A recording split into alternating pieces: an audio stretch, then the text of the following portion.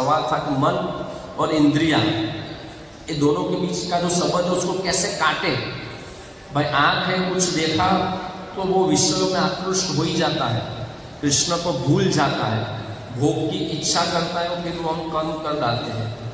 हमने देखा था कि भाई रास्ते से गए तो मंचूरियन की सुगंध आई, मसाला डोसा की सुगंध आई, पिज़्ज़ा की सुगंध आई, गाड़ी में ब्रेक लग गई, सुंदर स्मेल आई, मन ने इच्छा की, ब्रेक लगाई, पार्क किया, चले गए।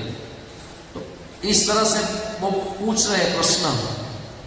देखो ऐसा लगता है कितना सिंपल प्रश्न है, ऐसा सवाल पूछते हैं, ब्रह्मा जी भी उत्तर नहीं दे पाए। फिर भगवान हंस अवतार के रूप में आए और बोले कि भाई इसको कैसे तोड़े, इस साइकिल को कैसे रोके, मन और इंद्रिय विषयों का जो संबंध है उसको कैसे नष्ट करें।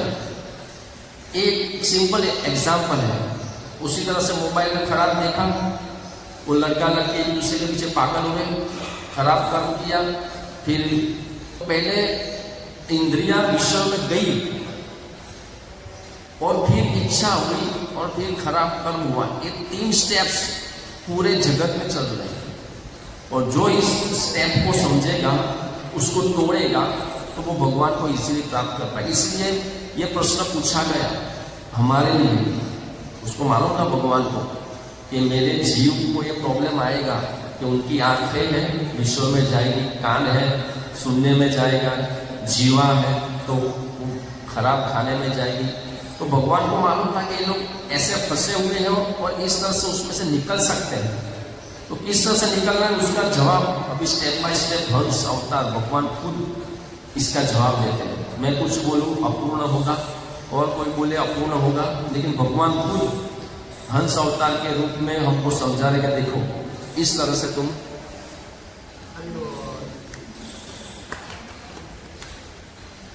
इस तरह से तुम मुझे प्राप्त हो।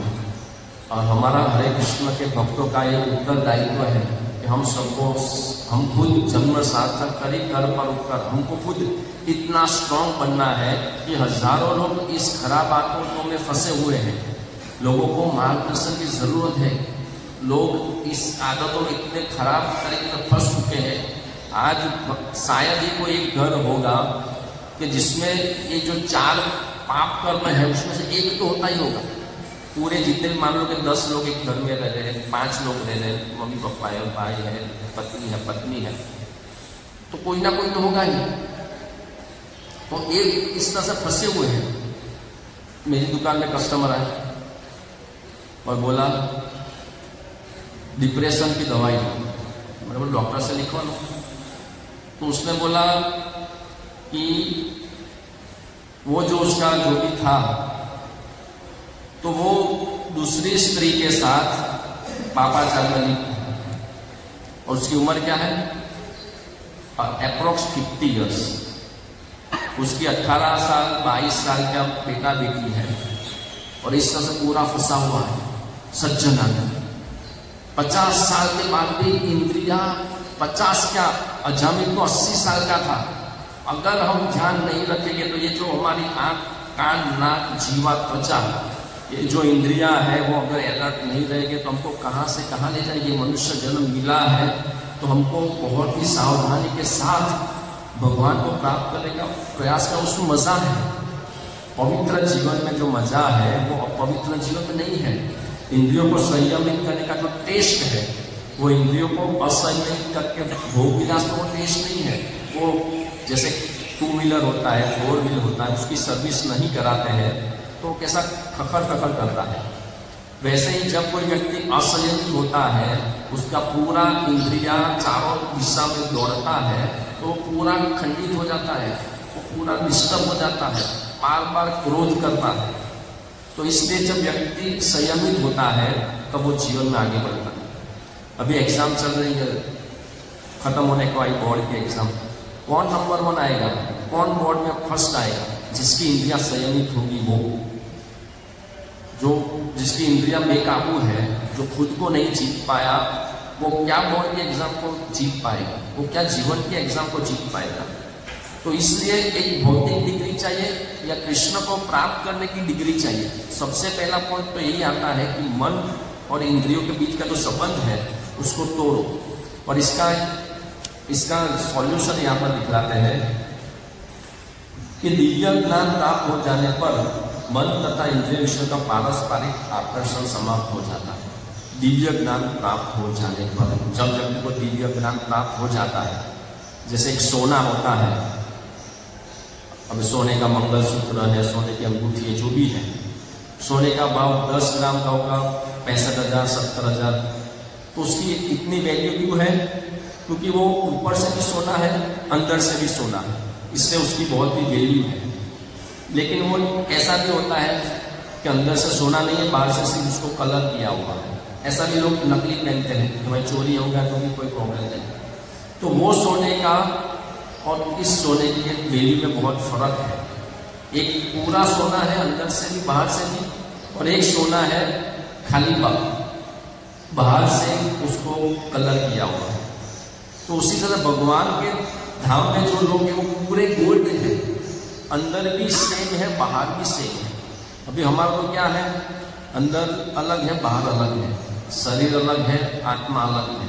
हमको देखने से लग सकता हो ये फिल्म स्टार, और शाहरुख खान कितना हैंडसम, सलमान खान कितना हैंडसम, ऐश्वर्या राय कितने ब्यूटीफुल, लेकिन ये सब बाहर से गोल्ड का कलर है, अंदर क्या है? ऐसी ध्रुणित वस्तुएं हैं जो बोलकर भी हमको चिट्ठी चढ़ती है, ऐसे ध्रुणित वस्तुएं। लेकिन भगवान के धाम में ऐसा नहीं कि भाई अंदर कचरा भरा हुआ है, बाहर से ही सिर्फ गोल्ड है, बाहर से ही सुंदर है, ऐसा भगवान के धाम में नहीं है। तो यहाँ पर लिखते हैं कि जो व्यक्ति ऐसा दिव्य ज्ञान प्राप्त हो जाएगा तो वो मोहित नहीं होगा। अभी कोई टॉयलेट में जाकर मोहित थोड़ा हो जाएगा, हाँ इतना मस्त टॉयलेट है, थोड़ा मोहित हो जाएगा। वो ऐसे इससे में पीछा छूना हो, इसमें कोई मजा नहीं है। ट्रेन में जाते हैं, पब्लिक टॉयलेट में जाते हैं, रुमाल बांध के जाना पड़ता है, तो वो और एक शरीर में क्या फर्क है? ट्रेन में जाते हैं, टॉयलेट का दरवाजा बंद है, वैसे ही दरवाजा है, खोलते हैं तो बदबू है, इसको भी खोलो बदबू ही आएगी। तो जो व्यक्ति ऐसे दिव्य ज्ञान प्राप्त करने का, तो वो आकर्षित नहीं होगा, वो मोहित नहीं होगा। और दूसरा स्टेप लिखा है, आध्यात्मिक मन विषय वासनाओं की वस्तु के प्रति आकृष्ट नहीं होता। इस तरह मन को आध्यात्मिक बनाने से भौतिक जीवन स्वतः ही शिथिल पड़ जाता है। मन को आध्यात्मिक बनाना पड़ेगा, स्पिरिचुअल पूरा मन। अभी हमारा प्रोसेस चल रहा है और हम फील करते हैं कि भाई 20 साल पहले हमारा मन जितना मलिन था, घटिया था, उससे फर्क पड़ा है, बहुत फर्क पड़ा है। हम खुद अनुभव कर सकते हैं। जैसे कोई व्यक्ति प्रसाद ले रहा है तो वो अनुभव में डाल पेट भराई, अभी 2 रोटी मत, एक ही रोटी दो। उसी तरह से हमको पता पड़ेगा, हाँ अभी गलत इच्छा कम आते हैं, भूख की इच्छा कम हो रही है। तो इस तरह से मन को आध्यात्मिक बनाने से ये जो प्रश्न था उसका एडवांस में ही जवाब दे दिया है यहाँ पर तात्पर्य में, कि एक तो दिव्य ज्ञान, और दिव्य ज्ञान मिलेगा इस तरह से गुरु की वाणी सुनने से, भगवद गीता पढ़ने से, भागवतम पढ़ने से, हरे कृष्ण का जप करने से वो दिव्य ज्ञान प्राप्त होगा। और दूसरा पॉइंट है मन को आध्यात्मिक बनाने से। मन आध्यात्मिक बनता है कैसे? साधना करने से, हरे कृष्ण का जप करने से, मंगला आरती में मिस नहीं करना है, मिस नहीं करना है, मिस नहीं करना है। जैसे मन कंट्रोल में कैसे आता है कि 4 बजे मंगला आरती के लिए उठना है, चाहे कुछ भी हो जाए, वो चाहे मैं 8 बजे सो, मैं 10 बजे सो, मैं 12 बजे सो, मैं 2 बजे सो, या मैं पूरी रात नहीं सो। जन्माष्टमी के दिन तो भक्त लोग 2-2, 3-3 बजे सोते हैं, फिर भी 4 बजे उठ जाते हैं, मतलब कि सोए ही नहीं है। तो उस तरह से मन कंट्रोल में आता है। अगर हम मन को छूट दे कि अगर मैं 10 बजे सोऊं तो ही मैं मंगला आरती में जाऊंगा, मैं 12 बजे सोऊं तो मैं मंगला आरती में नहीं जाऊँ, बस मेरा फिक्स है, इस तरह से मन वश में नहीं आएगा। मन को वश होता है मन के ऊपर शासन करने से। एक नौकर होता है तो नौकर कंट्रोल में कैसे रहता है? साफ सफाई का चल, उसका मन नहीं है फिर भी उसको करना पड़ेगा, क्योंकि उसके मालिक ने उसको जड़ता से बोला ये साफ कर, तुझे करना ही पड़ेगा। उसी तरह से अगर हम मन को आदेश दे दें मंगला आरती के लिए हर रोज उठना ही है, कुछ भी हो जाए, बुखार है, पैरासीटामोल लेके भी तुझे उठना है, सोने में 12 बज जाए फिर भी तुझे उठना ही है, मन डर जाए हो ये तो बहुत ही कड़क बोल रहा है, अभी उठना पड़ेगा। और नौकर को हम ऐसा बोलिए, प्रैक्टिकल है, ऐसा होता है।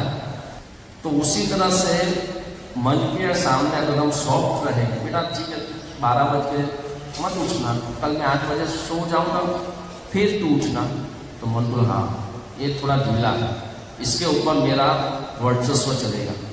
जैसे वो परीक्षित महाराज ने बोला नहीं तुम चले जाओ कल ही, तो उस समय महाराज मैं कहाँ जाऊँगा कुछ जगह तो उसने बोला ठीक है तुम जहाँ पे व्यभिचार मांसाहार वहाँ पे रह सकते हो। अब उसको लगा कि हाँ अब ये थोड़े सॉफ्ट हुए, तो मैं आपके राज्य में ऐसा तो कुछ होता नहीं है, व्यभिचार नहीं तो मांसाहार, अब मैं कहाँ जाऊँगा।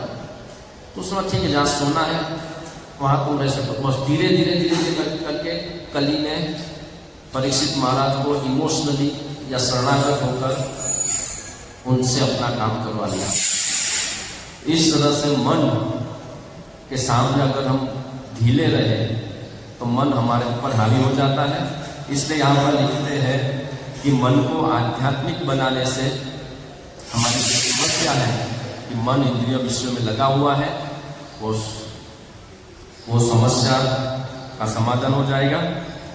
तो आज के श्लोक का यही है तात्पर्य कि हमारे भगवान के साथ हमारा क्या संबंध है और मन को कैसे आध्यात्मिक बनाना है, और इस तरह से हम मन और इंद्रिय विषय के जो संबंध है उसको तोड़ सकते हैं। हरे कृष्ण।